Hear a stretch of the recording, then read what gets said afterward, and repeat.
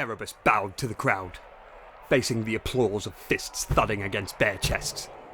The deactivated Crozius in his hand was flecked with blood. First blood. And ever the dignified victor, Erebus offered a hand to help Kharn up from the deck. The sergeant took the proffered hand, gripping it with his new augmetic limb. "A fine bout," the first chaplain said. The World Eater still hadn't had his throat mechanics repaired, leaving him speechless. But he grinned and nodded in place of words, and moved back into the crowd. Delvaris stepped forward. So did Kharn. The crowd, on the edge of cheering at the first warrior, fell silent at the sight of the second. The captain said 2 words to the Triarii Centurion. "Let me." Delvaris saluted and backed away. "First blood?" Erebus asked.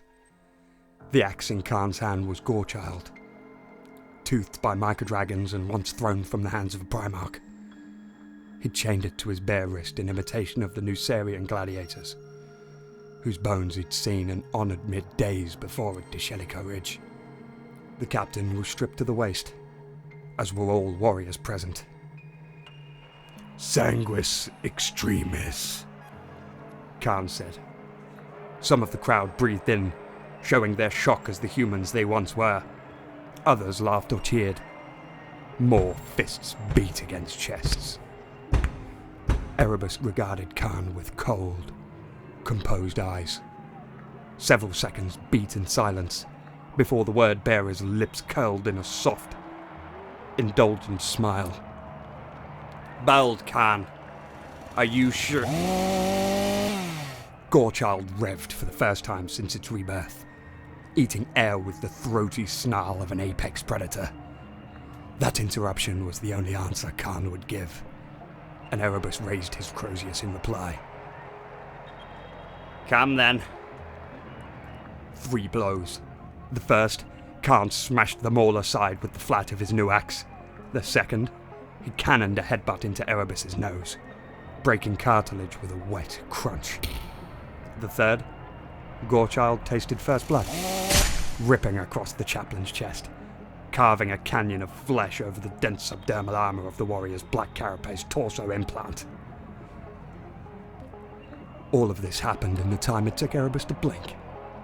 No one could move as fast as Kharn moved. No one human. And nothing mortal. The chaplain threw himself backwards, Crozius up high to guard. Kharn walked forward, gunning Gorechild's trigger. The crowd was silent now.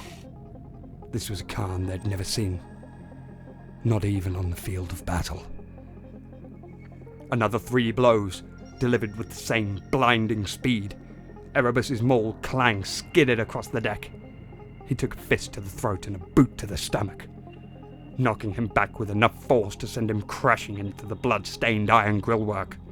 He looked up at Kharn from the ground and saw his death in the World Eater's eyes. He'd never seen this before, not in any of the paths of possibility. It couldn't be happening. It couldn't end like this. He was Destiny's hand. Kharn looked down at him, clearly allowing time for the chaplain to recover his Crozius. "Get up." Erebus rose, his mace in his hands again. He attacked this time, showing the speed and skill that had allowed him to hold his own against Lucius of the Emperor's Children and Loken of the Old Lunar Wolves.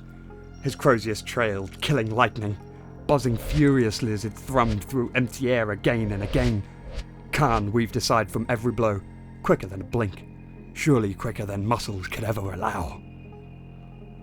Their weapons crashed together. Kharn had parried the last blow. Erebus expected accusation in the World Eater's eyes, or surely anger. He saw neither. Worse, he saw a bored indulgence. The captain even sighed. 3 more blows. Erebus was on the deck before he knew how. Pain flared across his chest, hot and urgent, matching the thick throb of his smashed face. He reached to touch the wound with a hand that was no longer there. His hand was on the deck, several meters away. Blood leaked from the chewed veins nestled in the meat of his severed limb. Turning unbelieving eyes downwards, he saw where his arm now ended at the wrist. Going to need an augmetic for that, Kargos said from the crowd. Several warriors laughed, but few with any real relish. They were too fascinated by what was unfolding. Erebus looked up at Kharn again. He was just waiting. Get up. The chaplain rose. Kharn didn't wait this time. The blows were bloody blurs of whining motors and tearing chain teeth. Pain bloomed across Erebus's body, and he was face down on the deck again before he'd managed to fully rise from the last time. Even without his armor's pain nullifiers and chemical stimulants, Erebus suppressed the pain by whisper chanting a sacred mandala. Kharn interrupted it. Get up. Erebus actually tried, but he froze when he felt Gorechild's teeth against his spine. The idling chainblade was purring and breathing out its Promethean fuel stink. The axe's stilled teeth kissing Erebus's vertebrae. Never, not even in fragmentary glimpses, had he foreseen this duel.